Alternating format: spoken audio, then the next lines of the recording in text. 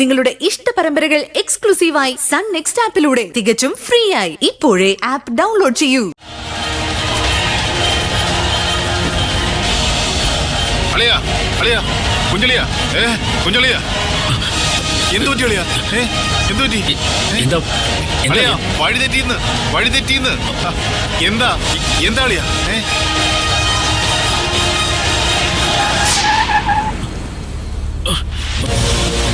ആരോ കണ്ണുകെട്ടി കൊണ്ടുപോകുന്ന പോലെയാ എനിക്ക് തോന്നുന്നത്. ഓ, കണ്ണ് കെട്ടിയിട്ടും വണ്ടി എങ്ങും ഇടിച്ചില്ലല്ലോ. എന്റെ ഭാഗ്യം. നമുക്ക് തിരിച്ചു പോവാം. ഇനിയിപ്പോ എന്തായാലും ഇത്ര ദൂരം വന്നില്ലേ, മുൻപോട്ട് തന്നെ പോവാം.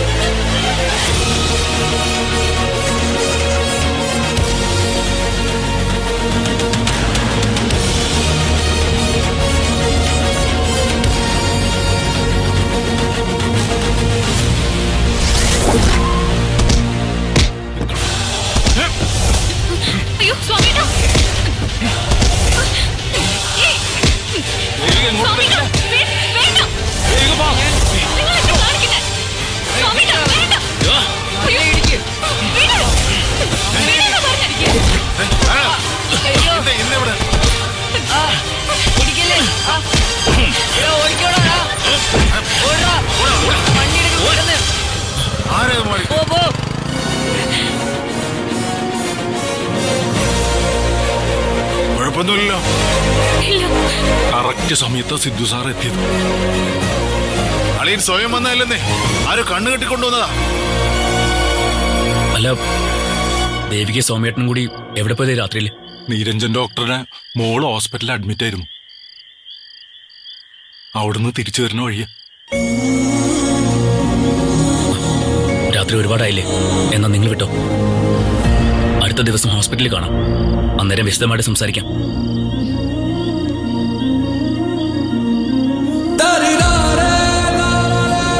സിദ്ധാർത്ഥ്,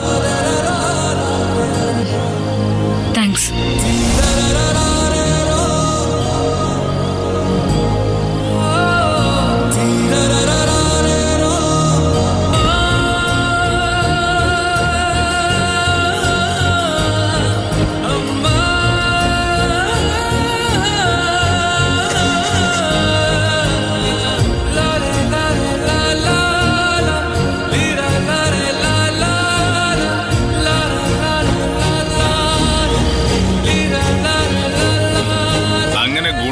ആക്രമണത്തിൽ നിന്നും നായികയെ രക്ഷിച്ച വീരശൂര പരാക്രമിയായ നായകൻ കൊള്ളാം കുഞ്ഞളിയ.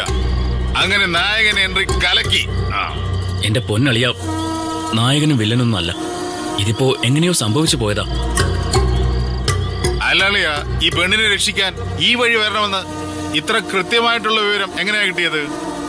എന്റെ പൊന്നളിയ, ഞാൻ പറഞ്ഞില്ലേ, കാർ എങ്ങനെയോ വഴിമാറി വന്നതാ.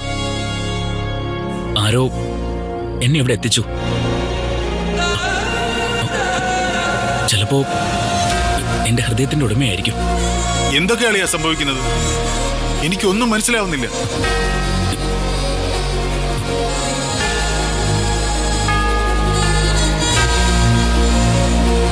എനിക്കും.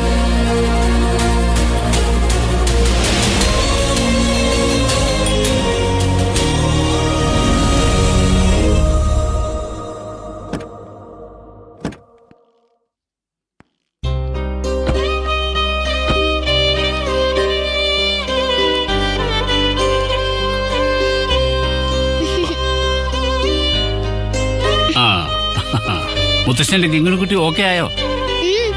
ഞാൻ വഴിയിൽ വെച്ച് ദേവിയാന്റെ കണ്ടായിരുന്നു. അപ്പൊ പിന്നെ ഡബിൾ ഓക്കെ അല്ലേ?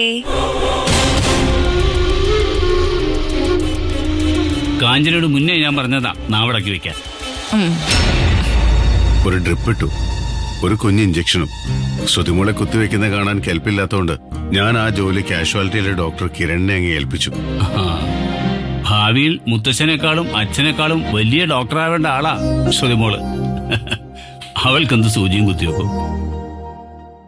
എനിക്ക് പോലീസായ മതി, എന്നിട്ട് കള്ളന്മാരെ പിടിച്ചിട്ട് നേരെ ഇടി ഓടിക്കണം.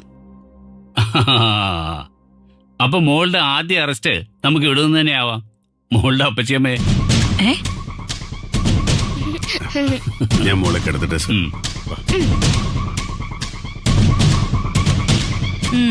ഇനിയും ദേവിക ആന്റിയെ സ്വപ്നം കണ്ട് അലറി വിളിക്കരുതേ. നീ നിന്റെ കാര്യം നോക്കുക കാഞ്ചനെ. കുഞ്ഞ് കരഞ്ഞാ നോക്കാൻ അവളുടെ അച്ഛനുണ്ട് ഇവിടെ.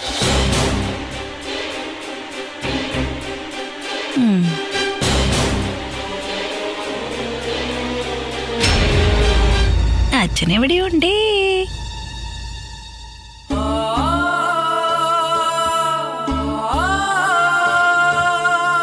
ഉറങ്ങിക്കോ മോളെ.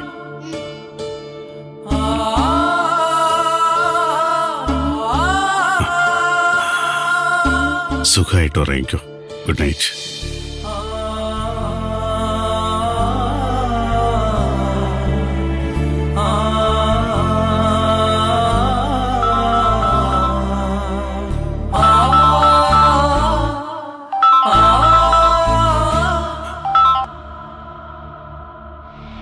ഹലോ, പറയൂ.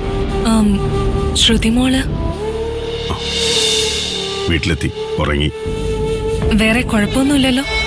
ഇല്ല, നീ ഉറങ്ങാൻ നോക്ക്. നാളെ രാമ്പി കയറേണ്ടതല്ലേ. മകളെയും ഭർത്താവിനെ ഓർത്ത് ഉറക്കം കളഞ്ഞ് കൺപോളകൾ വീങ്ങണ്ട. ഹലോ,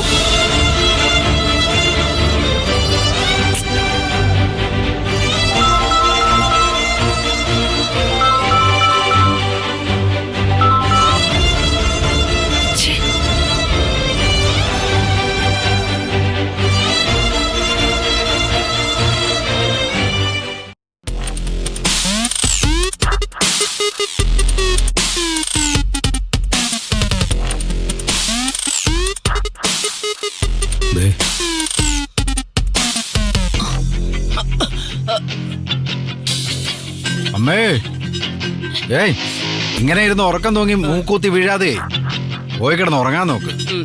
മൂക്കിന്റെ പാല ഒടിഞ്ഞാലേ കാണാൻ ഒരു ശേലും ഉണ്ടാവില്ല. എന്റെ മൂക്കിന്റെ പാല് ഒടിഞ്ഞിട്ട് ചേല ആസ്വദിക്കാൻ നിൽക്കാതെ നിന്റെ മരുമോള് വരാറായോ എന്ന് വിളിച്ചന്വേഷിക്കും. അല്ല, പോയിട്ട് കുറെ നേരം ആയല്ലോ. അമ്മ ഒരു വഴിക്ക് പോയതല്ലേ, കുറെ വിളിക്കേണ്ട കാര്യമൊന്നുമില്ല. കൊണ്ടുപോയത് തന്നെ ഇവിടെ കൊണ്ടുവിട്ടോളും.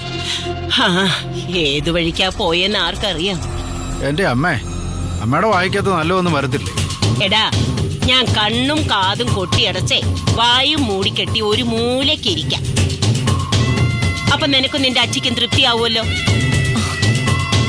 എന്റെ അമ്മേ, നിങ്ങൾ അമ്മയും മോനും കൂടെയുള്ള തർക്കത്തില് എന്നെ പിടിച്ചിടണ്ട. അയ്യോടാ, ഒരു പാവം പച്ചവെള്ളം ചവച്ചരച്ചു കുടിക്കുന്ന ഉത്തമ ഭാര്യ.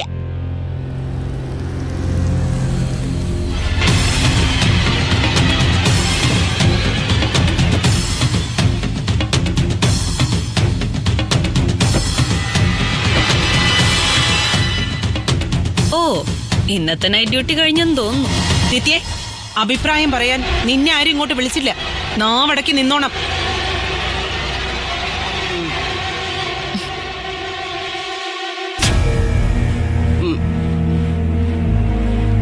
പോയിട്ടെന്തായി മോളെ? കുഞ്ഞിന് സുഖായോ? നിന്റെ മരുമോള് ചെന്ന് തലയിൽ തൊട്ട് പ്രാർത്ഥിച്ചതോടെ മയങ്ങിക്കിടന്ന കൊച്ചെഴുന്നേറ്റങ്ങോടി. ശ്രുതിമോളെ ഡിസ്ചാർജ് ചെയ്തു. നിരഞ്ജൻ സാറും മോളും കൂടി വീട്ടിലേക്ക് പോയി. അയ്യോ, അത് കഷ്ടമായി പോയി. ശുശ്രൂഷിക്കാൻ വേണ്ടി ഇവിടുന്ന് ഒരുങ്ങിക്കെട്ടിപ്പോയത് വെറുതെ ആയി.